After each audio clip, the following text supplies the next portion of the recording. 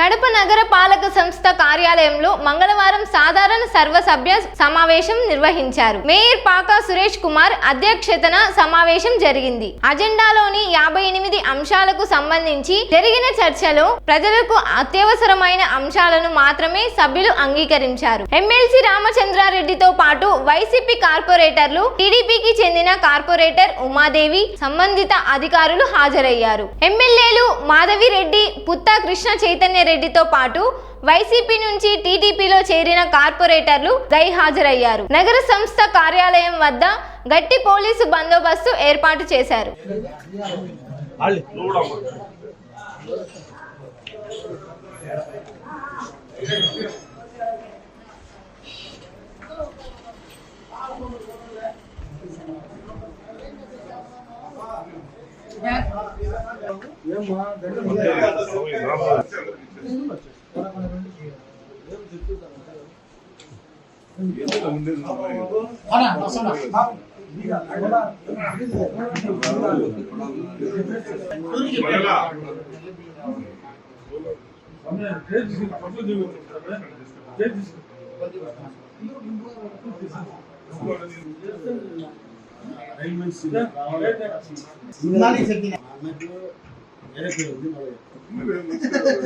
మంచిదే ఇష్టమైన వాళ్ళు పెట్టుకుంటారు.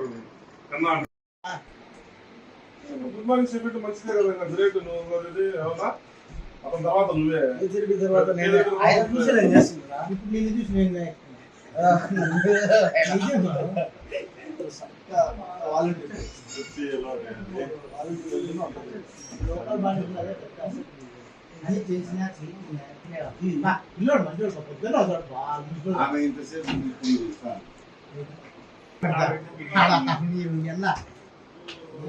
జిఎంఎస్ ఉన్నాడా?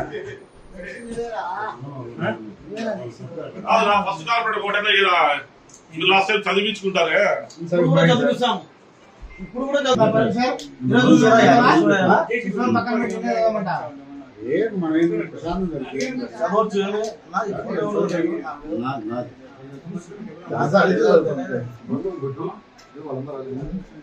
రాదన్నాడు మధ్యాహ్నం వస్తారు. ఇప్పుడు అంత పొద్దున 8కి రా చెప్పి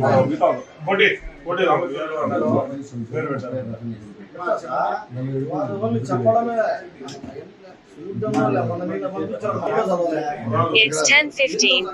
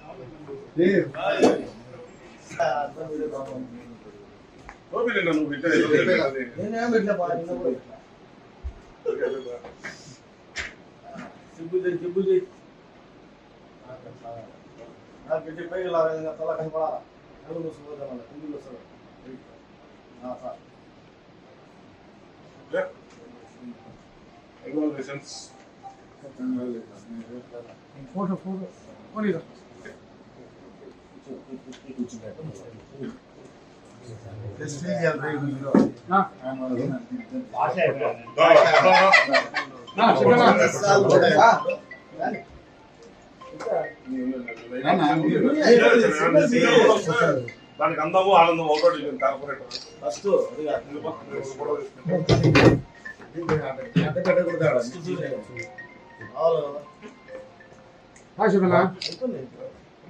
సింగల్ తీసుకుంటా. నువ్వు సింగల్ తీసుకోరా? నేను సింగల్ తీసుకుంటా.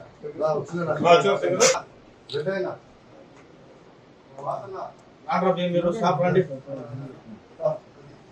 రండి.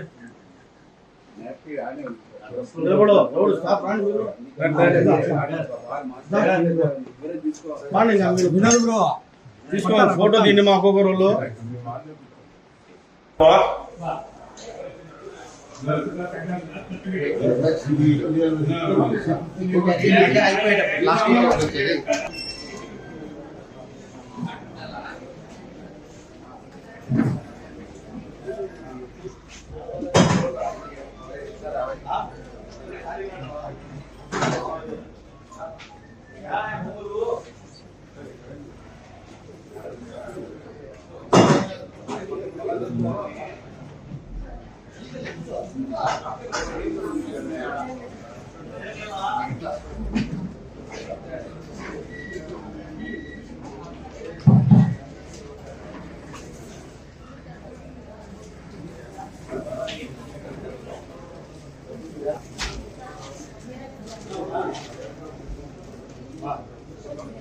Incoming call from message HJC as identified by tree. మా డిప్యూటీ మేయర్ రామా యాడ నేను నిద్రపోతాను నువ్వు ఏండే చూడలే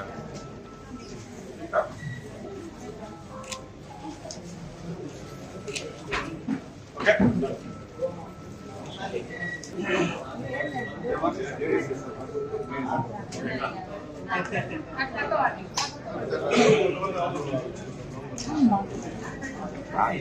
ఎట్లా వస్తున్నా ఎట్లా వస్తాను చెప్పు ఓకే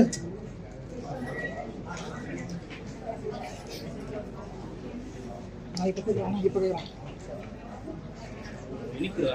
నేను ఎట్లా వస్తున్నా రాడు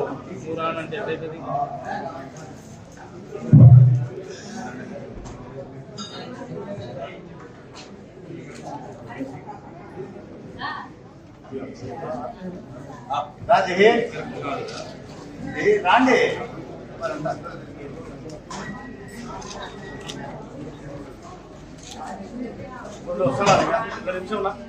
ఓకే రాణి రాణి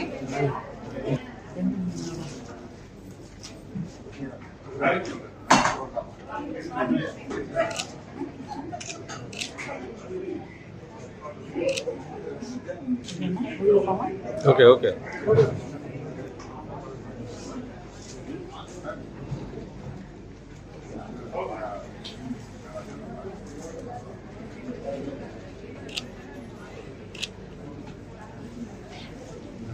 మున్సిపల్ కార్పొరేషన్ సాధారణ సర్వసభ్య సమావేశానికి ఇచ్చేసినటువంటి నాతోటి కార్పొరేటర్లు అలాగే డిప్యూటీ మేయర్లు ఎమ్మెల్సీ రామచంద్ర సార్ గారికి కమిషనర్ గారికి అడిషనల్ కమిషనర్ గారికి అలాగే ఇక్కడ ఇచ్చేసినటువంటి అధికారులకు అందరికీ కూడా నా హృదయపూర్వక నమస్కారాలు తెలియజేస్తున్నాను.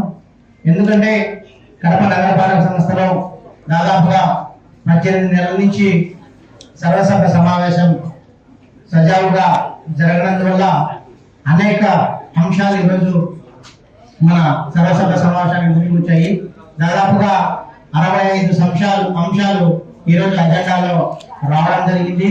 దీనికి సంబంధించి సభ్యులందరూ కూడా సమన్వయంతో వాళ్లకు ఉన్న డౌట్స్ అన్ని కూడా మీరు చైర్ను అడ్రస్ చేసి వాటికి ఏవైతే మనం ప్రజల యొక్క ఆకాంక్ష మేరకు ఈ రోజు మనల్ని ఈ సీట్లో కూర్చోబెట్టిన దానికి మనందరం కూడా వాళ్ళ యొక్క సమస్యలను గలమెత్తి అధికారుల ద్వారా వాటినన్నింటి కూడా పరిష్కారం చూపే విధంగా ముందుకు పోవాలని చెప్పేసి తెలియజేసుకుంటూ, ఎందుకంటే మన నగరపాలక సంస్థలో దాదాపుగా మీటింగ్ జరగక అనేక సమస్యలు మనకు పెండింగ్ లో ఉన్నాయి.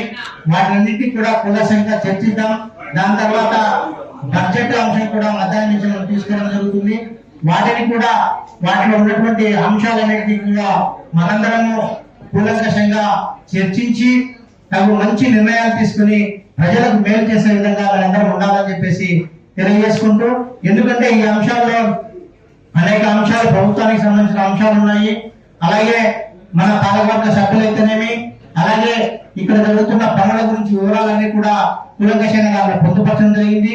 వాటిని ఒక్కొక్కటిగా మనం అజెండా వైజ్ సబ్జెక్ట్ వైజ్ వాటిని డిస్కస్ చేసుకుంటూ దాంట్లో లోటుపాట్లను అన్నిటికీ కూడా మనం చర్చించుకుని మంచి సౌభావంలో ప్రతి ఒక్క అంశాన్ని కూలంకషంగా చర్చించుకుని అధికారులకు మీకున్న డౌట్స్ అన్నింటినీ కూడా మీకు క్లారిఫై చేసుకుంటూ వాటిని ఆమోదించే విధంగా మంచి అంశాలన్నిటి కూడా ఆమోదిద్దాం. ఏదైతే మన గత 2 రోజులుగా ఇష్యూ జరుగుతున్నటువంటి ఈ టీపీపీ మోడ్ లో సంబంధించినటువంటి వాటిని కూడా మనం చర్చిద్దాం. దాంట్లో ఉన్నటువంటి లోటుపాట్లను చర్చించి అనుకూలంగా లేని పక్షంలో మనందరం కూడా వాటి యొక్క వివరాలను పూర్తిగా అధికారుల నుంచి తీసుకుని వాటిని తీర్మానం చేసే కార్యక్రమం చేద్దాం.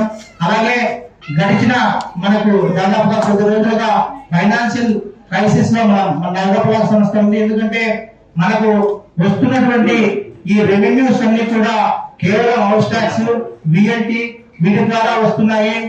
దాంతో మనం జనరల్ ఫండ్ లో నిధులు వర్తలు కేటాయించలేని పరిస్థితిలో ఉన్నాం. ప్రభుత్వం నుంచి మనకు దాదాపుగా 36 నెలల నుంచి స్టాంప్ డ్యూటీ అయితేనేమి, అలాగే మన అమృతకు సంబంధించిన 17 కోట్ల రూపాయల విధులలో ఉండడం అయితేనేమి, అలాగే మనకు ఈ క్లాప్ ప్రోగ్రామ్ ద్వారా ప్రభుత్వం ఏదైతే చెత్త పన్ను మనం వసూలు చేయకపోవడం వల్ల ప్రజలకైతే లబ్ధి చేరింది, కానీ మన కార్పొరేషన్ కు నిజంగా దాదాపుగా సంవత్సరానికి 15 కోట్ల రూపాయల డబ్బే మనకు అడిషనల్ గా పడడంతో పాటు మన బీపీఎస్ అలాగే బిల్డింగ్ అప్లికేషన్ ఫీజుకి సంబంధించిన అమౌంట్ కూడా రియంబర్స్మెంట్ రావడం ప్రభుత్వం నుంచి లేట్ అవుతుంది. కాబట్టి మనందరం కూడా దీన్ని ప్రభుత్వ దృష్టికి తీసుకొచ్చి మన కార్పొరేషన్ ను ఆర్థికంగా పరిపుష్టి చేసే విధంగా నిర్ణయాలు తీసుకోవాలని చెప్పే ఉద్దేశంతో ఈ మీటింగ్ ఏర్పాటు చేయడం జరిగింది. దయవుంచి సభ్యులందరూ కూడా మరొకసారి తెలియజేస్తున్నామంటే 1 by 1 మీకు ఏదైనా డౌట్స్ ఉంటే ఒక్కొక్కరుగా మీ దగ్గర మైక్ వస్తుంది, వారిని అధికారుల నుంచి మీ యొక్క డౌట్స్ క్లారిఫై చేసుకుని మంచి వాతావరణంలో మీటింగ్ మనము పూర్తి చేసుకోవాలని చెప్పేసి తెలియజేస్తున్నాం. ఒకటే పడని అజెండా పూర్తిగా చదవాలా, ఎందుకంటే వారం నుంచి మీకు ఇచ్చారు కాబట్టి వాటిని చదువు కార్యక్రమం అధికారులు చేస్తారు. అజెండా చదువుతా పోతే ఎందుకంటే 69 అంశాలు ఉన్నాయి కాబట్టి మనకు చాలా సబ్జెక్ట్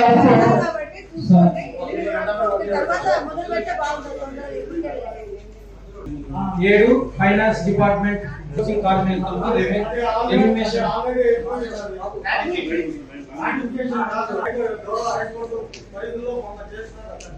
It's 10:30. అప్పుడున్న శాలరీస్ ప్రకారము ఆ తర్వాత 26/2025 తర్వాత ఈ కింద విధంగా కేటగిరీ ప్రకారం ఉత్తర్వులు జారీ చేస్తారు sir. Senior assistant, senior steno మొదలైనవి 1వ కేటగిరీకి వస్తాయి సార్. అది నెలకు వచ్చి రెమ్యునరేషన్ 21,000 పొందుతారు ఉన్నారు సార్. అవి 13 ఉన్నాయి సార్. ఆ కేటగిరీలో వాళ్ళకు వచ్చేసి 18,000. కడప రవాణా సంస్థ ఇంజనీరింగ్ సెక్షన్ లో వాటర్ సప్లై మరియు లైటింగ్ భాగంలో పనిచేస్తున్నటువంటి కొంతమంది అవుట్సోర్సింగ్ కార్మికులు జీఓఎంఎస్ నెంబర్ 124 తేదీ 21/7/2025 అవుట్సోర్సింగ్ కార్మికుల రెమ్యునరేషన్ చేసి ఈ కింద విధంగా కేటగిరీల ప్రకారం ఉత్తర్వులు జారీ చేశారు సార్. కేటగిరీ 1 వచ్చి 25 ఉన్నారని, కావున ప్రభుత్వ ఉత్తర్వుల ప్రకారం వేతనం అమలు చేయాలని అభ్యర్థించున్నారు. తదుపరి కడప నగరపాలక ఇంజనీరింగ్ సెక్షన్ లో వాటర్ సప్లై మరియు లైటింగ్ విభాగంలో పనిచేస్తున్న అవుట్సోర్సింగ్ కార్మికులు లైటింగ్ విభాగంలో 11 మంది ఐటీ ఎలక్ట్రికల్ సర్టిఫికేట్, అలాగే వాటర్ సప్లై లో 4 ఐటీ